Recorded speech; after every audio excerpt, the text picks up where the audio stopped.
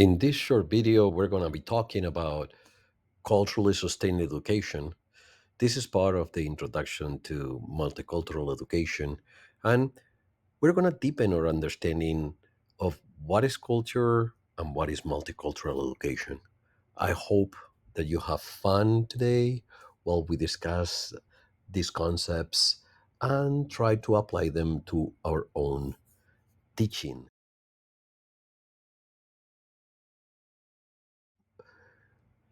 Henry Giraud discusses culture as a space.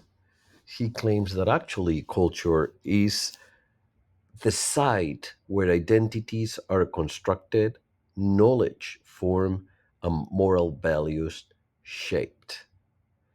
What it is important is to understand that we all behave according to our own cultural understandings, and that's how we interpret the world as well.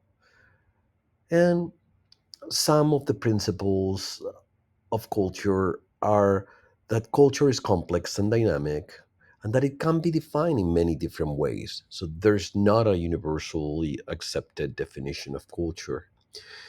And it's often not that easy to differentiate between personal variables and cultural variables.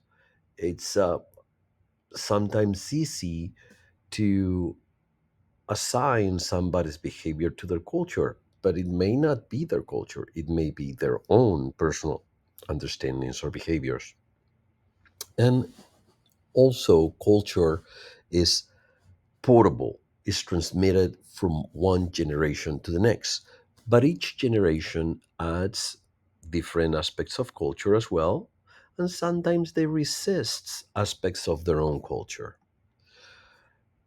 As we also discussed before, we need to understand that there are three parts of culture or three layers of culture: macroculture, which is the dominant culture to which we all belong; a microculture, which are the subcultures within that larger dominant culture.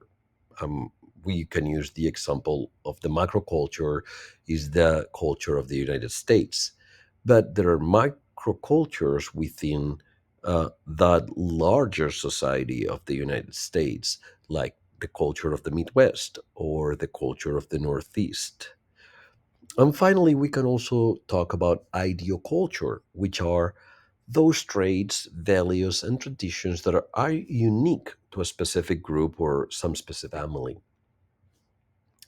It is also important for us to remember as teachers that classroom and school behavior is culturally based, and therefore we need to explicitly teach it to those that are not familiar with the rules and norms conventionally established by our school systems. It's important to keep that in mind. When trying to define multicultural education, I think it's better to start with what multicultural education is not. So, multicultural education is definitely not sensitivity training. It's not that we need to be more sensitive to others and to others' feelings, right? It's not about ethnic holidays or food festivals. It's not simply about human relations, right? Is not lessons or teaching approaches about others that are different than us. And it is not obviously the silver bullet that will solve all the opportunity gap, the different situations that we might have with our students, the curriculum gaps, etc. All of these facts are not really multicultural education. Multicultural education has the following characteristics. One, that is based on critical pedagogy. Multi- Multicultural education is based on the principles of critical pedagogy. So is or what it means a way to educate that involves thinking critically about what our students need to thrive academically. Also, multicultural education is anti racist education, is education that is basic, that is needed, that is necessary. Whenever we are teaching, we are employing some form of multicultural education or excluding specific cultures from our approach to teaching. Multicultural education is pervasive. It's needed as it's just contextual. In any school that there are students from different cultural backgrounds, there is multicultural education going on. That's why we say it's pervasive. It is education for social justice. And more importantly, it is a process. Multicultural education is not a product, it's not a specific example or a strategy or a technique. It's more of a process that involves reflection and trial and error, and also involves connecting, establishing a multicultural dialogue, open dialogue with our students. These are the goals of multicultural education, the three main goals. We can see others, but Sonia Nieto and Bodhi discussed these three. One, multicultural education has as a goal to address inequities and promote access to excellence. And we're going to discuss in a minute the difference between equality and equity. Also, the goal of multicultural education is the academic achievement for all students.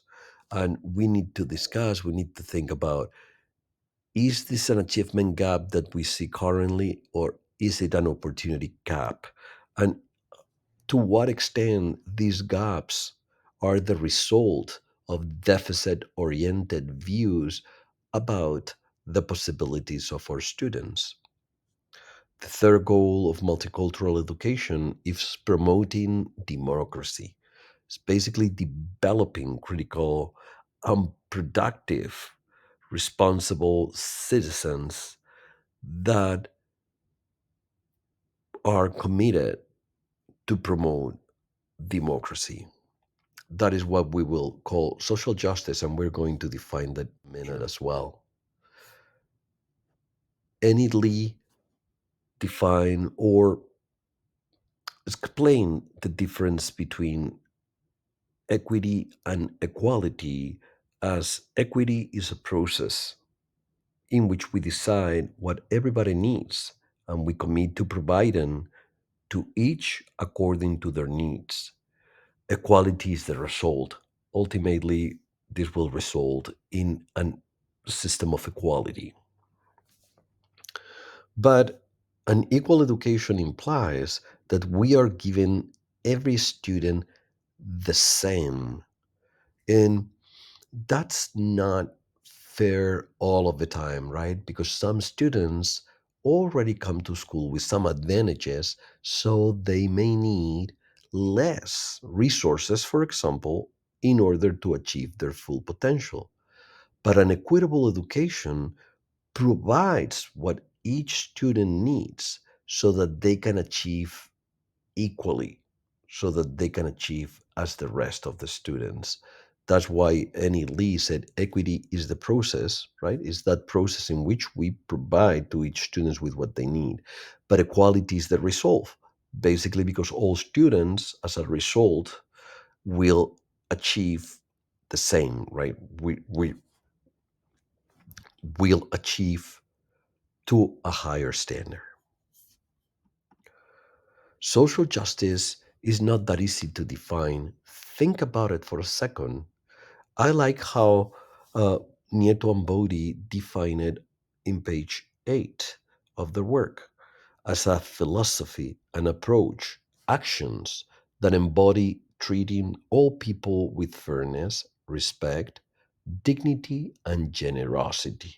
Ultimately, is understanding that there are different circumstances for each of these individuals, and our goal educationally is to minimize the impact of negative circumstances, negative contexts on a specific group of people. That's what social justice is. I would like you to read for a minute these different statements and to think of potential responses to each of them. So imagine that I go into your classroom or I go into your school or I'm talking to you and I say, we don't need multicultural education here because most of our students are white. And in what ways would you respond to that? Or if I tell you, I don't see color, all my students are the same to me, what would be your response?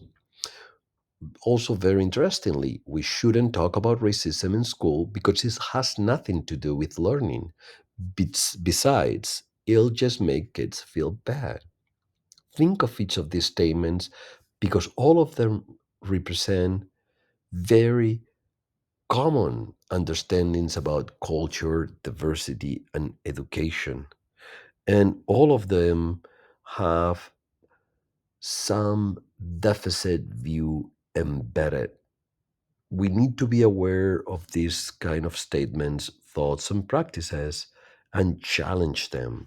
Challenge them because it is important that all of our students enter the class, our classrooms, feeling equally challenge them because it is important that all of our students enter the class, our classrooms, but respected.